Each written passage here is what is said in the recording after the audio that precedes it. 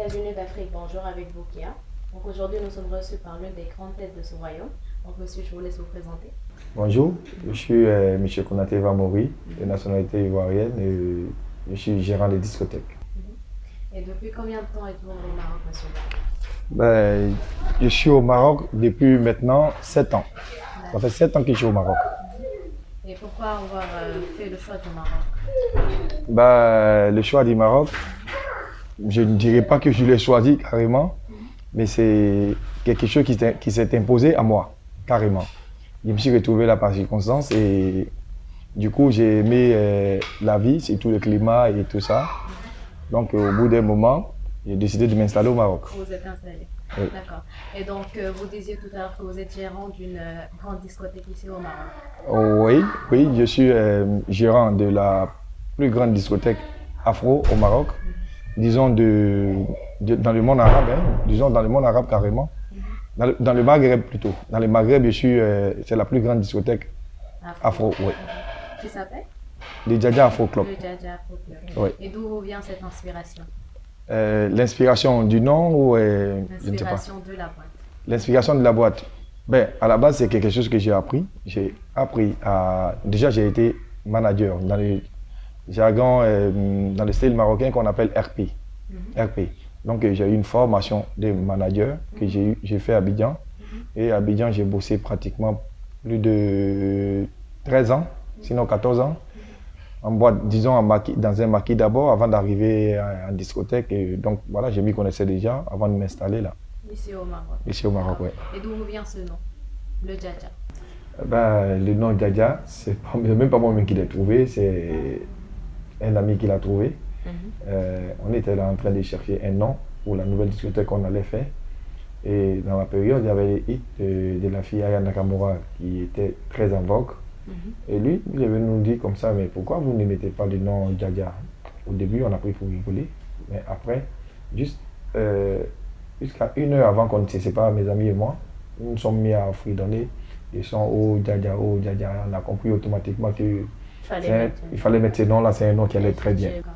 D'accord, et c'est super. Donc, d'après vos employés, vous êtes un patron vraiment très exemplaire, vraiment très discret aussi. Wow. Donc, dites-nous comment est-ce que vous arrivez à gérer vos employés, vous les aidez à avoir un emploi, joindre les deux bouts, être dans un pays assez loin de la famille. Comment vous gérez tout ça? D'accord. Déjà, moi, j'aime la perfection. J'adore la perfection. Je suis quelqu'un qui aime le boulot. J'aime le boulot. Donc, déjà, je recrute des personnes qui ont un potentiel dans le secteur dans lequel je vais les embaucher. Comme le DJ, par exemple, c'est moi-même qui fais mes sélections et je recrute selon mes besoins. Quand j'ai besoin d'un DJ mix, je prends la peine de chercher normalement et j'en trouve. Donc, au Djadja, je prends qui est le meilleur. Bien sûr. Maintenant, la partie où les gens me trouvent humble, bon, peut-être c'est eux qui le disent. Sinon, je suis vraiment appliqué de telle sorte qu'on est la meilleure discothèque parce que j'aime la perfection. Bien sûr. Après, on est humain. Il faut traiter des gens comme des humains. Donc, d'où vient la partie peut-être où les gens trouvent que je suis humble. Mais c'est par rapport au boulot. Et en général, comment se passe le recrutement par rapport au personnel? Le recrutement par rapport au personnel, c'est selon les besoins de la boîte. Parce que je suis là pratiquement 7 jours sur 7, et 6 jours sur 7 plutôt, 6 jours sur 6. Donc, je connais plus ou moins les besoins de la boîte. Quand j'ai besoin d'un DJ, je sais exactement qu'est-ce que je recherche. Donc, Djadja, c'est une boîte que j'ai façonnée à ma manière, voilà, à mon image, à ma manière. Et Djadja est exactement ce que je voulais d'une boîte de nuit, normalement. Donc là, vous vous sentez fier du Djadja Afro Club? Oui, sans se mentir, je suis vraiment fier. Mais je pense qu'il y a des petites retouches encore à faire. Je ne suis pas encore satisfait. Je suis fier, mais je ne suis pas encore satisfait. Mais ça viendra, Inch'Allah. Inch'Allah. Donc nous savons que le Djadja fait la promotion de la musique africaine. Quels sont les artistes que vous avez déjà pu recevoir au Djadja Afro Club? Et quels sont les artistes qu'on pourrait prochainement voir au Djadja? Très bonne question. Et déjà au Djadja, nous avons reçu de très grands calibres issus des différents pays africains. Comme par exemple au Sénégal, nous avons eu la musique de Wally Seck, Pamela Dieng. Et du côté de la Côte d'Ivoire, nous avons eu plein d'autres artistes, Roseline Nayo, Fior de Bior, Didi B dernièrement pour les 4 ans du Djadia qu'on avait invité. Effectivement. Oui, du côté de la Guinée, nous avons eu Instinct Killer et l'artiste emblématique de la Guinée, Grand P, qui était là. Et pour les artistes que nous espérons renvoyer et faire venir, ce sera des artistes qui seront vraiment en vogue, mais selon, ce sera la clientèle de choisir. Pas nous-mêmes, parce qu'à la base, quand on ramène un artiste, c'est pour faire plaisir à la clientèle et non pour faire plaisir à nous-mêmes. Effectivement. Donc, on attend les artistes qui seront en vogue pour les périodes à venir. On les fera venir plutôt pour satisfaire la clientèle. Bien sûr.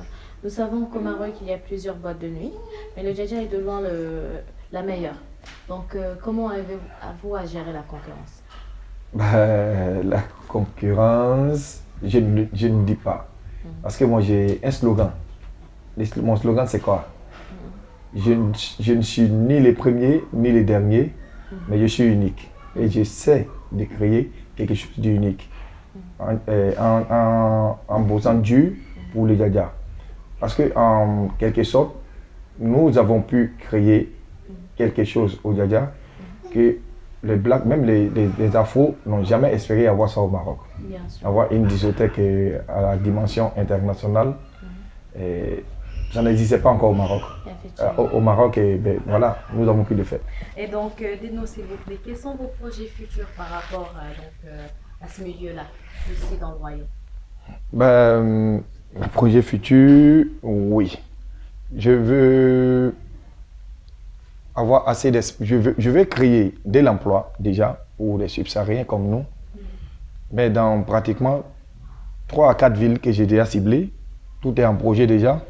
Je veux faire des clubs un peu comme le Djadia, un peu dans certaines villes, y compris des afro-clubs, y compris aussi des espaces resto pub afro dans toutes ces villes.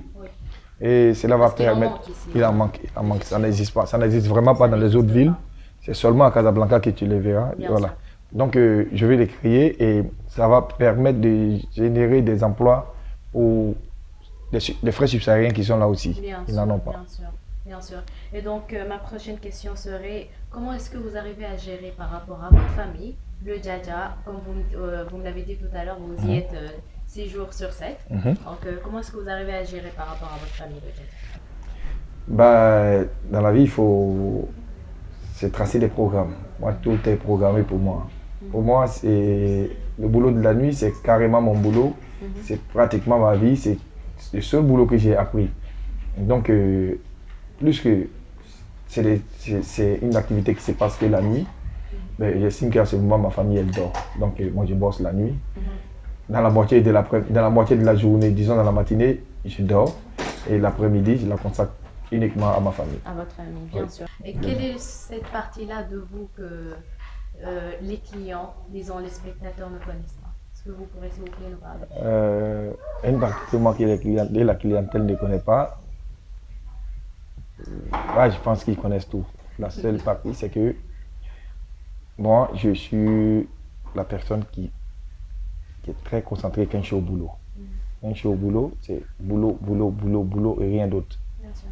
Après, on s'amuse quand on veut, ailleurs, mais pas au boulot. Au boulot, pour moi, la discothèque, une fois que je mets pied à la boîte, je considère que je suis au bureau. C'est peut-être un lieu de loisir pour la clientèle, mais pas pour moi et mon équipe. Parce que pour nous, c'est un bureau. Voilà, nous venons pour bosser et la clientèle, c'est un lieu de loisir pour elle. Donc, c'est ça la différence. Effectivement. Est-ce que vous pourrez, s'il vous plaît, nous donner un mot de fin? Un mot de fin, j'aimerais dire à la jeune, non pas à la jeune, à la jeunesse afro, de s'appliquer dans leurs activités. Quelle que soit l'activité que tu fais, applique-toi. Seul le travail paye. Et rien d'autre. Donc, essayons de croire en nous. Et donc, c'était M. Mouri. Croyez en vous. Nous avons été reçus par le boss du Djadia. Donc, nous avons été vraiment très ravis de partager ces moments-là avec vous. Plaisir partagé. Et on se dit à très bientôt donc, pour un autre invité. Merci, ce fut un plaisir pour moi. d'être en votre compagnie et j'espère vous revoir très bientôt, Inch'Allah.